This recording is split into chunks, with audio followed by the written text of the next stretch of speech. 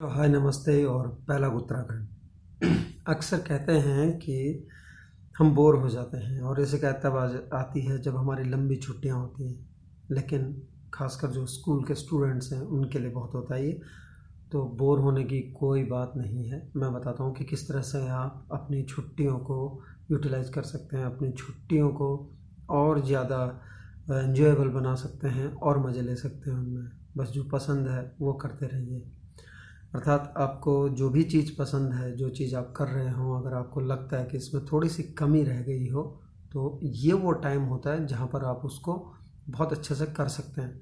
खासकर जब आप घर में गए होते हैं बहुत लंबे टाइम के बाद में, जो लोग हॉस्टल में रहते हैं और या पीजी में रह के पढ़ाई वढ़ाई कर रहे होते हैं, तो उसके बाद जब वो घर जाते हैं तो उनको लगता है यार कहीं ऐसा तो नहीं कि कुछ भी नहीं है मेरे पास करने के लिए।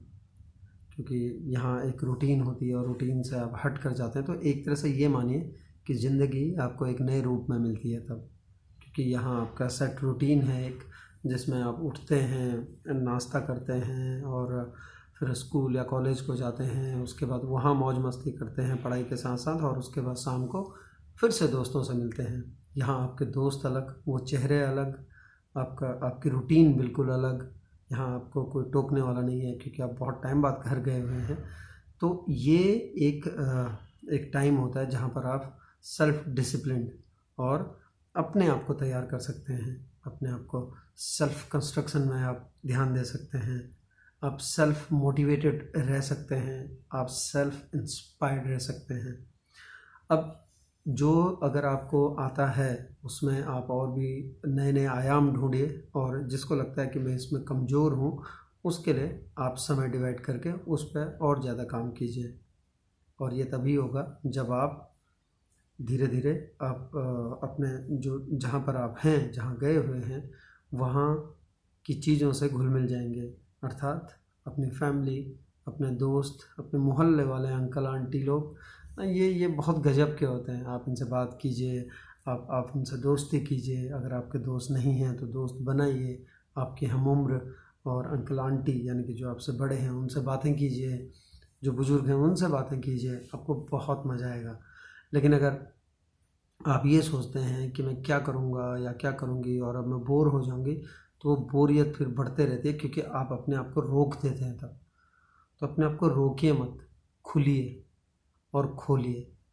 कहने का मतलब सबसे मिलना जुलना, सबके साथ बातें करना, सबसे अपनी बातें बताना। आप जहाँ रहते हैं, आप जहाँ पर हैं, आप भी तो बहुत टाइम के बाद गए हैं, आपके पास भी कई सारी बातें होती हैं। बातों का सिलसिला एक बार शुरू हो जाता है तो फिर वो रुकता भी नहीं है। तो वो सिलसिला चलने दीजिए, उसे रोकिए मत।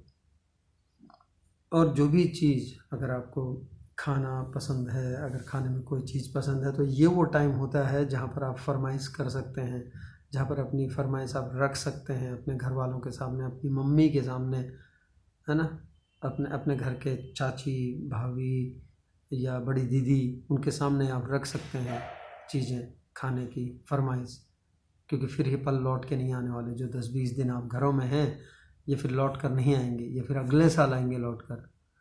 तो उस अगले साल तक के लिए जो आज का पल है, जो आज आपको मिले हुए हैं 10-20 दिन जो भी मिले हैं आपको, 1 महीना जो भी मिला है, उसको बहुत अच्छी तरह से मौज मस्ती के साथ बिताइए। और कोशिश कीजिए कि जहाँ पर हैं वहीं के होकर रहें। क्योंकि अगर मैं कहीं पे हूँ और उसके बाद में मैं कहीं और की सोच रहा हूँ, तो ज़्यादा बोरिंग या ज़्यादा बोर्डम आने लग जाता है।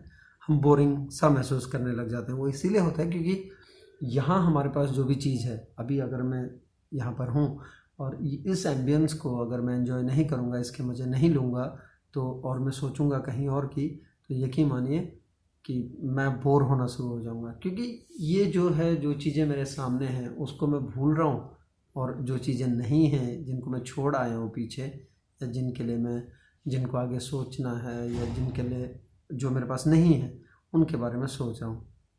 तो मैं अपने आप बोरियत को इनवाइट कर रहा हूँ कि आ मेरे पास, मेरे अंदर आ, समा मेरे अंदर और मुझे बोर कर।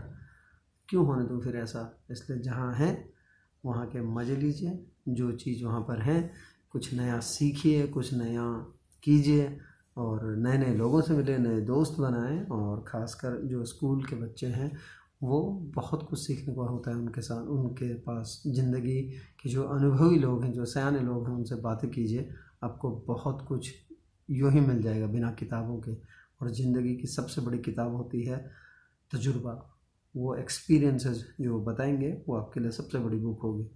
आई होप कि अब आप लोग बोर नहीं होंगे।